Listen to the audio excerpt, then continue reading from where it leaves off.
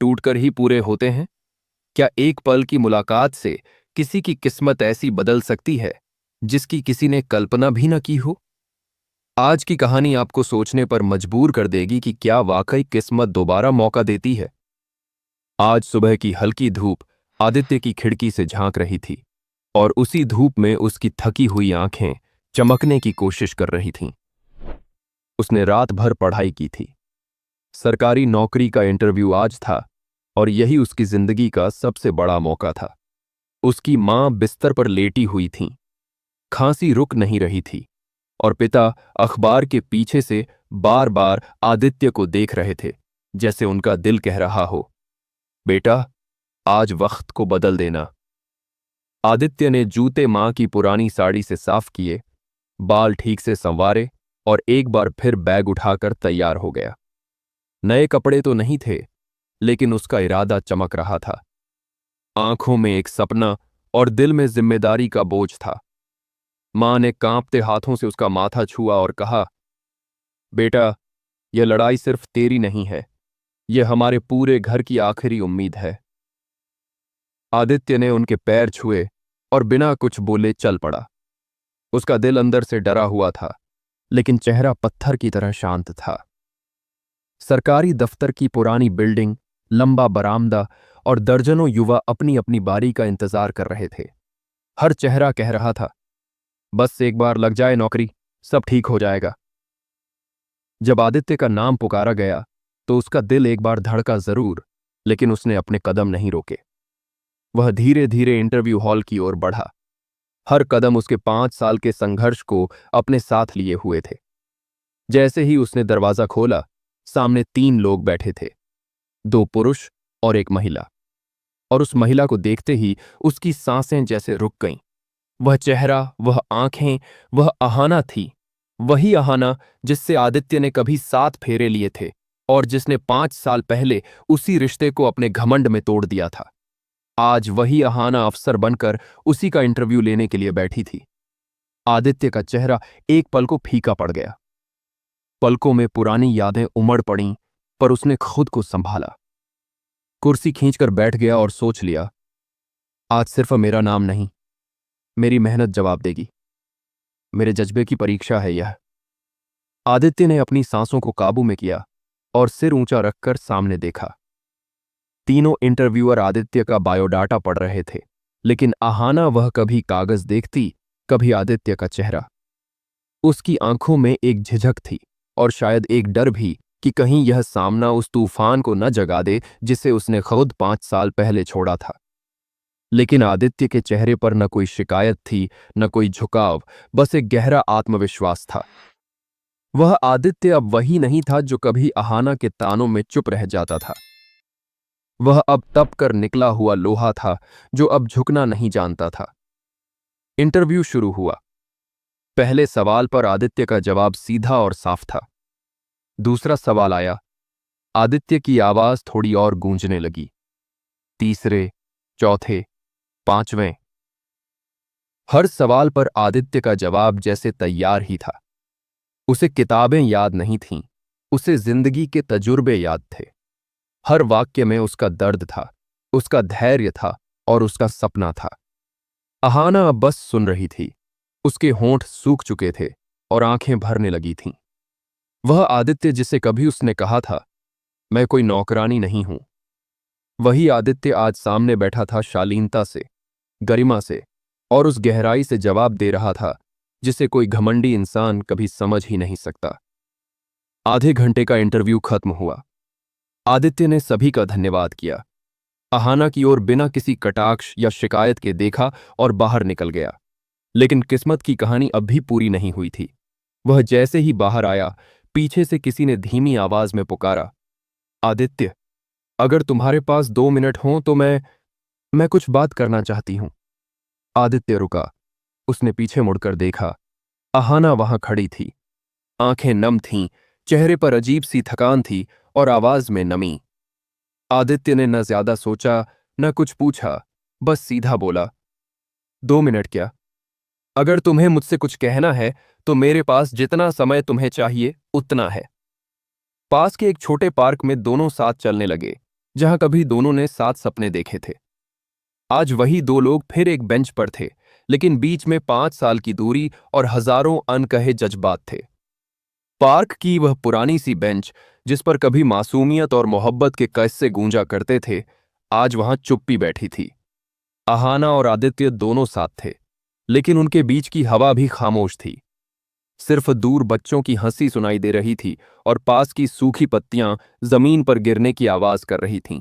अहाना की आंखें झुकी थीं, जैसे शब्दों से ज्यादा आंखें बोल रही थीं।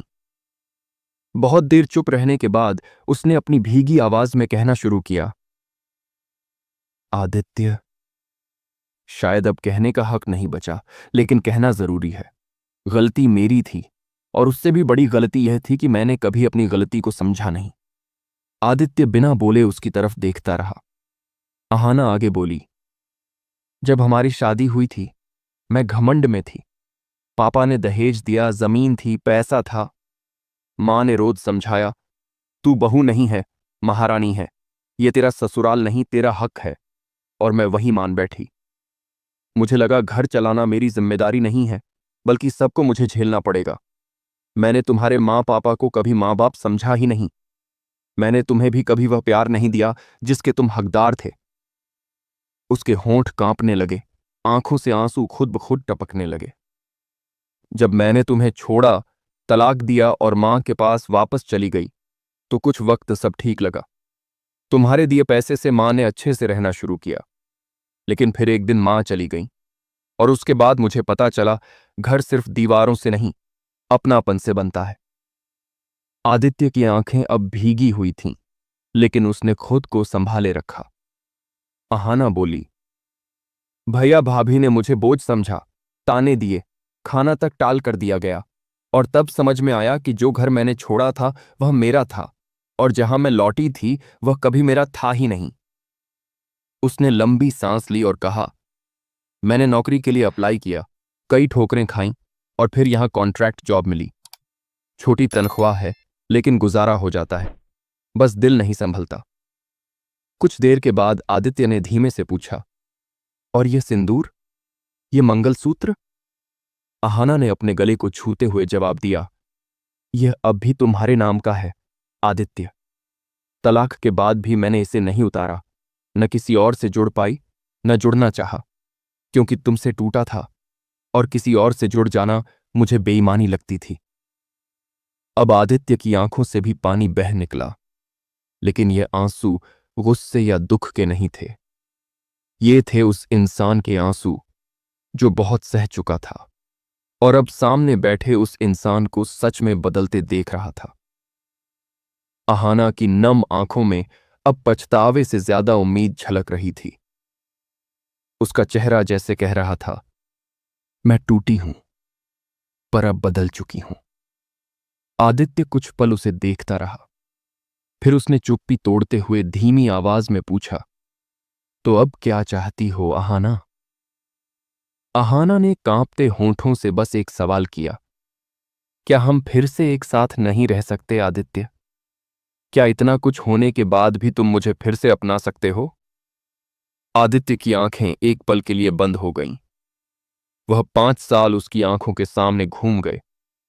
मां का इंतजार, पिता की चुप्पी, उसका अकेलापन, उसकी मेहनत, और अहाना की वह पुरानी बातें। लेकिन अब सामने बैठी वही लड़की टूट चुकी थी, सच्चे दिल से पछता रही थी, और उस घर को फिर से संवारना चाहती थी।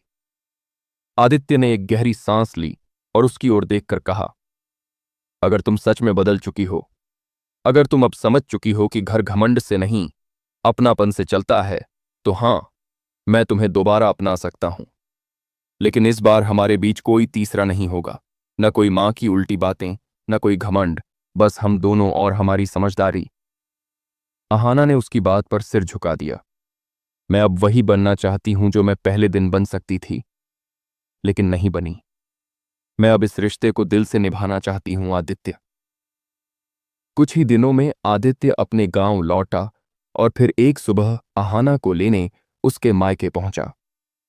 अब वह घर मायका नहीं, बस 4 दीवारें थीं, जहां किसी को उसकी जरूरत नहीं थी। अहाना तैयार बैठी थी, वही सिंदूर, वही सादगी, लेकिन चेहरा पहले से बहुत अलग, झुका हुआ नहीं बल्कि शांत और परिपक्व। दोनों साथ में घर लौटे। मां, जो अब भी बिस्तर पर थीं, जैसे ही अहाना को देखा आंखें भर आईं। अहाना दौड़कर उनके पैरों में गिर गई। मां, माफ कर दो, अब मैं कहीं नहीं जाऊंगी, अब मैं आपकी सेवा करना चाहती हूं। मां ने कांपते हाथों से उसका सिर सहलाया। बेटी, तू लौट आई, यही सबसे बड़ी दवा है मेरे लिए। उस शाम घर की रसोई में घी की खुशबू फैली। पिताजी मुस्कुरा रहे थे। मां की आंखें बार बार अहाना को देख रही थीं। और आदित्य, वह बस अपने कमरे के कोने में बैठकर आसमान को देख रहा था। शायद कुछ रिश्ते टूटकर ही पूरे होते हैं। अगले दिन रिजल्ट आया। आदित्य का नाम मेरिट लिस्ट में था। सरकारी नौकरी पक्की हो गई थी। वह घर जो कभी खामोश था, आज हंसी से भर गया। घर में अब एक नई ऊर्जा थी, एक नई उम्मीद। अहाना ने अपनी पिछली गलतियों से सीखकर पूरे दिल से घर की जिम्मेदारियों को संभाला। उसने मां की सेवा की, पिताजी से बातें की और आदित्य के साथ मिलकर एक नया जीवन शुरू किया।